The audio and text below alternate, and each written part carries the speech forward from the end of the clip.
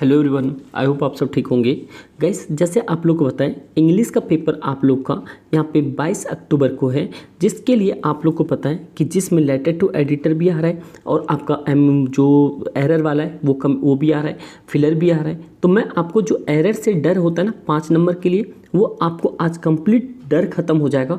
तो बस आप लोग ध्यान से सुन लेना, आपके इसके बाद कभी भी एरर गलत नहीं होगा। जो पॉइंट बताऊंगा आप उस पॉइंट को ही एरर ढूंढने की कोशिश करना। सबसे पहले टेंसेस को देखना, उसके बाद सब्जेक्ट वर्ब एग्रीमेंट को देखना, रिपोर्टेड स्पीच ऐसी वॉइस देखना, पार्ट ऑफ स्पीच देखना, आर्टिकल एंड डिटरमाइन देखना। अगर आप चाहते हो ना कि आपका जो ये एरर करेक्शन सही हो कंप्लीट, तो आप आर्टिकल और डिटरमाइन को जरूर देखना, क्योंकि मोस्टली इस पे ही बनते हैं।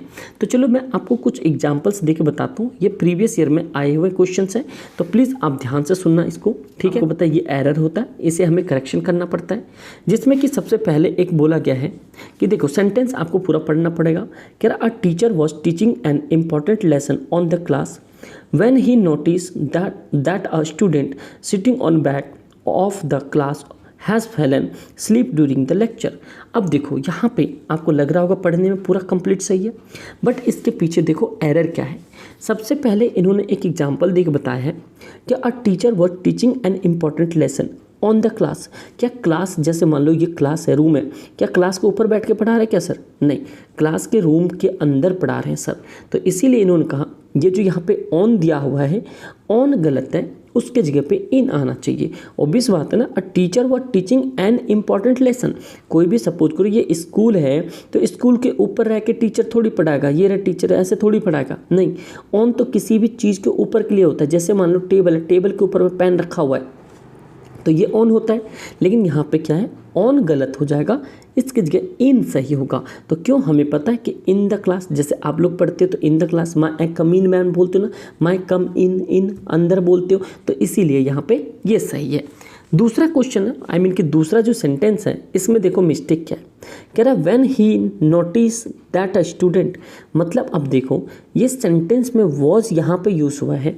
तो क्या आप लोग को पता है ना, जब यहाँ पे वॉज होता है और ये वर होता है तो ये पास्ट टेंस के लिए जाता है। ये चीज़ तो पता होगी आपको। जब भी मैंने ऊपर 5 पॉइंट लिखवाया था, उन 5 पॉइंट को ही माइंड में रख के आपको एरर सही करना है। तो यहाँ पे देखो कह रहा व्हेन, जब ही नोटिस दैट अ स्टूडेंट, जब उसने नोटिस करता है, नहीं, व्हेन ही नोटिस्ड, क्या करेगा यहाँ पे नोटिस आपका गलत होगा। तो यहाँ पे क्या आ जाएगा, आपके नोटिस आ जाएगा, ये नोटिस, लेकिन करेक्शन क्या होना चाहिए, नोटिस्ड, ईडी। पास्ट में सेकंड फॉर्म क्या लगता है, ईडी लगता है। ठीक है मेरे भाई, तो अब बात क्लियर हो रही है यहाँ पे। थर्ड क्वेश्चन कह रहा है सिटिंग ऑन द बैक, क्या उसके पीछे पर बैठा था क्या? नहीं, सिटिंग ऑन द बैक नहीं, यहाँ पे आपका जो है ऑन, ये ऑन आपका गलत हो जाएगा, एट द बैक आएगा। क्योंकि आप जानते हो कि जैसे मान लो कि रेलवे स्टेशन पर बैठो तो वहाँ पे एट लगता है। उसी तरह से ये जो कह रहा है सिटिंग ऑन बैक, उसके बैक के ऊपर थोड़ी बैठा है, बैक के साइड में बैठा है, इसलिए आपके पास क्या लगेगा, एट। तो यहाँ पे आपने आर्टिकल यूज कर लिया, तो आर्टिकल यूज हो गया। अब देखो उसी तरह से क्या रहा है यहाँ पे, ये पॉइंट हो गया, कह रहा of the class has fallen. अब देखो आपको पता है ये यहाँ पे पास्ट की बात कर रहा था, हमने सेंटेंस डिडक्ट किया, ये पास्ट की बात कर रहा है। फिर यहाँ पे कि क्लासरूम, ये भी देख रहा हमने, यहाँ पे नोटिस हमने देख लिया, यहाँ पे नोटिस लग गया। तो ये प्रेजेंट की बात क्यों होगा? अब थोड़ी सी बात सुनो, प्रेजेंट में आपके हैज़ लगता है, हैव लगता है। आपको पता है ये जो है सिंगुलर के साथ लगता है, ये जो है आपके प्लूरल के साथ लगता है। ध्यान से सुनना, सिंगुलर में क्या आता है, यहाँ पे सी आता है, ही आता है, इट आता है, एनी नेम आता है। तो ये सारी चीज़ें। एक चीज़ और, अगर आप लोग को टेंसेस में अगर दिक्कत है, बेसिक स्ट्रक्चर में दिक्कत है, किसके साथ क्या लगना है बेसिक स्ट्रक्चर में, तो आप लोग कमेंट करके बताना। मैं पॉसिबल प्रॉमिस नहीं कर रहा हूँ, बट ये मैं पॉसिबिलिटीज़ ला सकता हूँ कि हो सकता है तो मैं आपके लिए ये क्लास अरेंज करवा दूँ टेंसेस की, जिससे कि आप लोग बिल्कुल सेंटेंस भी बना पाओगे और बढ़िया तरीके से आप कर भी पाओगे। तो कमेंट करके एक बार बता देना आप लोग। पर एरर समझो ध्यान से, इसके बाद कोई भी एरर आपका गलत नहीं होगा। कह रहा of the lesson has fallen, आपको पता चल गया कि ये फॉल का क्या फेलन, गिर जाना, तो ये तो हमारा पास्ट की बात है। यहाँ पे प्रेजेंट है तो कहीं न कहीं यहाँ पे क्या आ गया हैज़, तो हैज़ तो हमारा एरर आ गया, इसके जगह पे क्या लगेगा हैड, क्योंकि पास्ट में क्या लगता है कॉन्टिन्यूस में वॉज वर्ड लगता है और जब कंप्लीट हो जाता है उसके साथ में हैड लगता है। तो इस तरह से आप एरर कर सकते हो और देख लो कितना ईजी सा एरर था। आप लोग कर पाओगे नहीं कर पाओगे मेरे भाई। देखो आप लोग को क्या ध्यान रखना है, एक तो टेंसेस ध्यान रखना है, फिर आपके पास में यहाँ पे मोडाल्स ध्यान रखना है जो आपके सिलेबस में है, उसके बाद में आर्टिकल याद रखना है। अगर इतना भी रख लेते हो तो आपका आंसर सारा का सारा क्या हो जाएगा, सही हो जाएगा। ये बात समझ गए यहाँ पे। चलो कुछ और क्वेश्चंस को डिस्कस करते हैं। दूसरा जो मैंने एग्जांपल लिया ये आपके भाई PYQ में CBSE ने आज से 2010 से लेके 19 तक जितने भी आपके एरर पूछे हैं वही एरर हैं ये सारे। तो आपने ऊपर देखा कितने इजी तरीके से आप समझ गए होंगे। अगर समझ रहे होंगे तो कमेंट करके ज़रूर बताना भाई, ठीक है। अब अगला देखो क्या रहा है यहाँ पे क्वेश्चन कि discipline at a public life ensure. आप कह रहा है यहाँ पे एरर की बात कर रहा है मेरे भाई।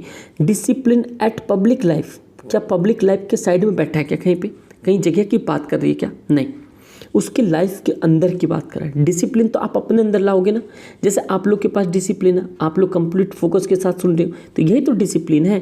तो यहाँ पे एट की जगह ये एट जो है रॉन्ग हो गया, इसके इन क्या है करेक्ट है। उसी तरह से दूसरा कह रहा है यहाँ पे peace and harmony who in the term. अब देखो यहाँ पे पीस ऑफ द हारमोनी, ये हु क्यों आ जाएगा भाई, यहाँ पे हु क्यों आएगा, हु तो भाई यहाँ पे पर्सन के लिए आता है, हु आर यू। तो मेरे भाई जब यहाँ पे सारे नॉन लिविंग की बात कर रहे हैं तो हु क्यों लगेगा ना, यहाँ पे हु नहीं, हु क्या है रॉन्ग है।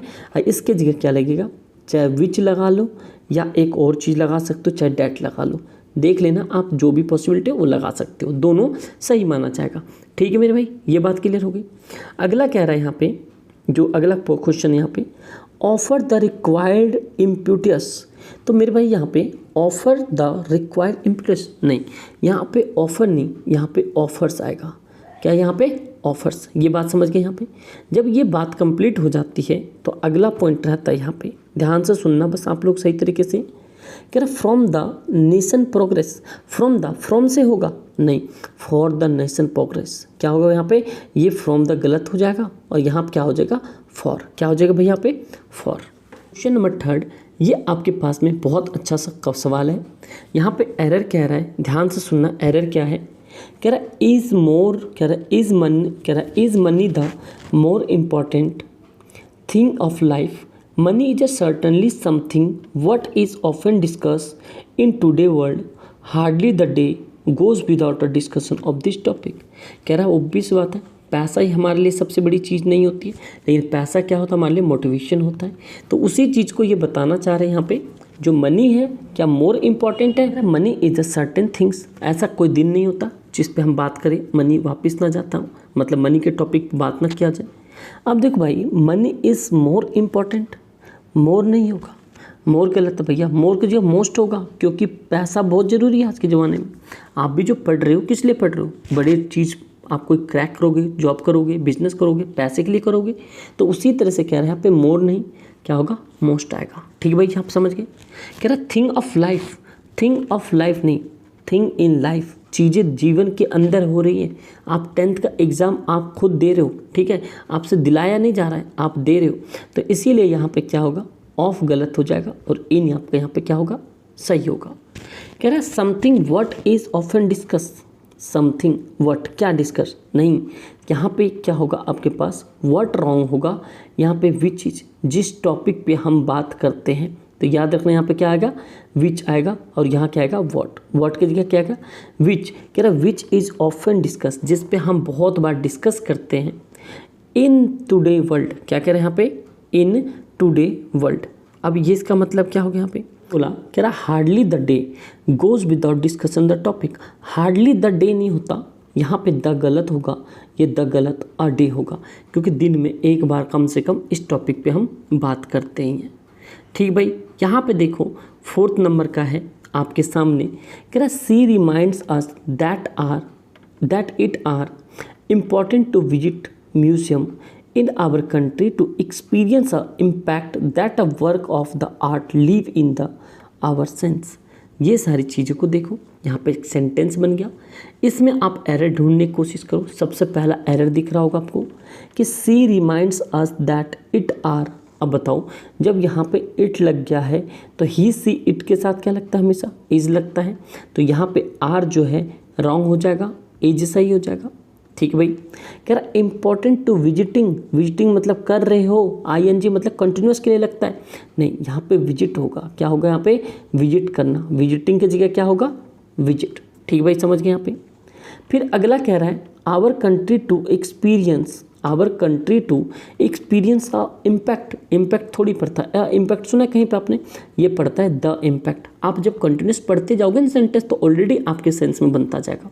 ठीक मेरे भाई। यहाँ पे अगला कह रहा है दैट अ वर्क, क्या कह रहा है, that a work of art live in our sense, अंदर थोड़ी रह रहा है, ऑन सेंस मतलब कि क्या रहा है, ऑन सेंस। तो इनके जगह पे क्या आ जाएगा, ऑन आ जाएगा। तो इस तरह के एरर करेक्शन है, आप सामने यहाँ पे देख लो एरर करेक्शन कैसे हैं गांधी जी वाले। आप लोग इस एरर करेक्शन की करने की ट्राई करना, ये आप लोग के लिए होमवर्क में है। कभी कुछ पता नहीं होता एग्जामिनर का, कभी कभी पीछे का पेपर भी रिपीट हो जाता है, तो आप लोग ये होमवर्क में है, आप इसे करने की कोशिश करना और कमेंट करके बताना आपके कितने सही हुए। इसके साथ साथ ही आप लोग जो लेटर टू एडिटर है वो भी प्रैक्टिस करना, और जो चैप्टर आपके पास में 1 से लेकर 4 और प्लस में 7 ये जो आपके फर्स्ट प्लेट में आ रहे हैं इसको भी करने की कोशिश करना। और मैंने इंपॉर्टेंट टॉपिक ऑलरेडी बता दिया था, जो कल वाली टॉपिक थी उसके अंदर में जो सैम्पल पेपर डिस्कस किया था, अगर अभी तक नहीं देखा देख लो, उसके अंदर मैंने इंपॉर्टेंट चैप्टर बता रखे, तो आप लोग वहाँ से वो चीज़ कर लो।